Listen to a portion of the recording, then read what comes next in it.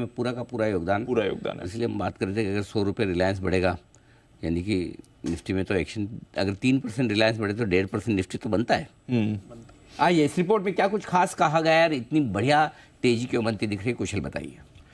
बिल्कुल सर, तो यहाँ पर खरीदारी की राय बरकरार रखते हुए गोल्डमैन सैक्स ने अपने टारगेट्स यहाँ पर सिग्निफिकेंटली बढ़ा दिए हैं, जहाँ पर 2,925 रुपये से बढ़ाकर सीधा अब ये 3,400 रुपये के टारगेट्स देते हुए दिख रहे हैं। और इनके हिसाब से अगर आप बुल केस सिनेरियो मानेंगे तो करीबन 54% की बढ़त यहाँ पर देखने को मिल सकती है और बियर के सिनेरियो में करीबन 12-13% का फॉल है। यानी कि जो रिस्क टू रिवॉर्ड रेशियो है वो काफ़ी बढ़िया यहाँ पर गोल्डमैन सैक्स बनाते हुए नजर आ रहे हैं। तेजी के तर्क के लिहाज से जिस तरह से आगे चलकर FY27 तक एक्सपेक्ट कर रहे हैं कि जो कंपनी की कैश रिटर्न्स होने वाली है एज कंपेयर टू जो इन्वेस्टेड कैपिटल है, वहां पर करीबन 270 बेसिस पॉइंट्स की बढ़त के साथ 12% पर ये एक जाने की एक्सपेक्टेशंस है। एंड सबसे इंटरेस्टिंग चीज़ यहाँ पर गोल्डमैन सैक्स ने जो कही है वो है कैपेक्स मिक्स में बदलाव। तो जो कैपेक्स कंपनी पिछले 10 सालों में इन्होंने किया है, जहां पर करीबन 10.5 लाख करोड़ रुपए का निवेश आता हुआ दिखा है, उस चीज़ को ध्यान में रखते हुए यहाँ पर जो ज़्यादातर निवेश है वो बड़े जेस्टेशन पीरियड वाले हाइड्रोकार्बन्स और टेलीकॉम में अब तक लगाया गया था।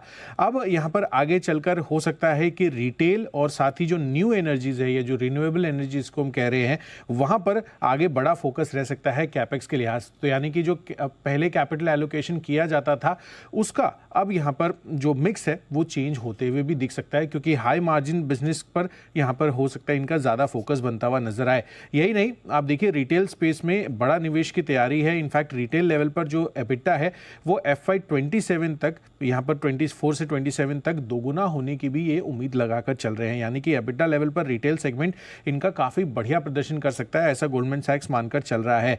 यही नहीं, जो स्टोर एक्सपेंशन और ओमनी चैनल पर कंपनी की जो कैपेसिटी है उसको बढ़ाने पर भी ऑब्वियसली कैपेक्स डालेंगे, तो यहाँ पर क्षमता बढ़ाने पर भी इनका बड़ा विचार रहेगा। और अगर आप टेलीकॉम स्पेस को भी देखेंगे तो यहाँ पर भी लगातार जो इनका यूजर बेस है वो एक्सपैंड हो रहा है और 25-26 ये दोनों वित्तीय वर्ष में टेलीकॉम सब्सक्राइबर और ज़्यादा मजबूत होने की ये उम्मीद लगाकर चल रहे हैं। तो टेलीकॉम अच्छा कर रहा है, रिटेल पर बड़ा कैपेक्स आगे के लिए आने वाला है एंड नई एनर्जी पर इनका बड़ा फोकस बन रहा है। यही बड़े ट्रिगर्स है रिलायंस के लिए, ऐसा गोल्डमैन सैक्स मान रहा है। तो रिलायंस पे बड़ा एक्शन होता हुआ दिख रहा है और गोल्डमैन सैक्स की तरफ से जो ये आया है पूरा का पूरा एक्शन, रिपोर्ट जो तगड़ी आई है उसका असर आप देख भी रहे हैं। एक बार विश्वेश जी हमारे साथ हैं, जरा उनसे चार्ट्स पर राय भी ली जाए। 2,950 विश्वेश जी, आज तो ड्रीम रन चल रहा है इसका, और कितनी तेजी बाकी है?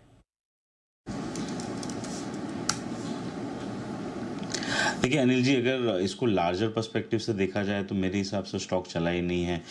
ये सिमिलर स्ट्रक्चर था, थोड़ा मैं स्लाइटली लंबा व्यू यहाँ पे शेयर करूँगा। 2021 से 2023 अक्टूबर, मतलब इस रेंज में अनिल जी 2500 ऊपर में और 2000 नीचे में, मतलब अगर 2.5-3 साल तक स्टॉक 400 रुपये की रेंज में चल रहा है और उसके बाद में अभी दिसंबर में उसका ब्रेकआउट आया है और वहाँ से अगर आप देखेंगे तो खाली 400 रुपये चला है। तो इस रेंज का जो प्रोजेक्शन अपसाइड में है अनिल जी वो 3500 के आसपास आता है। बस अब बात वही है कि स्टॉक कब चले, क्योंकि अगर आप मार्केट कैप के लिहाज से देखोगे तो मुझे लगता है कि यहाँ पे काफ़ी रूम है अपेरेंटली। तो in a very shorter term Anil ji monthly chart बहुत स्ट्रॉन्ग है, वीकली चार्ट बहुत स्ट्रॉन्ग है। अभी जो पुल बैक आया था 2800 का, मुझे लगता है कि वो शायद लो ना टूटे और जैसे ही अनिल जी 3030 3040 निकलता है जो इसका ऑल टाइम हाई है, मुझे लगता है stock is heading for 3200 3300। So medium term perspective strong है, हैवी वेट है, इंडेक्स को सपोर्ट के पर्सपेक्टिव से काफ़ी अच्छा है। वेरी शॉर्ट टर्म में नहीं चला, इनफैक्ट नेक्स्ट मंथ का अनिल जी 3000 3200 का स्प्रेड भी कर सकता है। तो डेफिनेटली बाय ऑन डिक्लाइन है। ये एक स्टॉक है अनिल जी जो मुझे लगता है इरिस्पेक्टिव ऑफ मार्केट इंडेक्स को सपोर्ट करेगा। कि इंडेक्स को सपोर्ट करने के लिए रिलायंस से तैयार।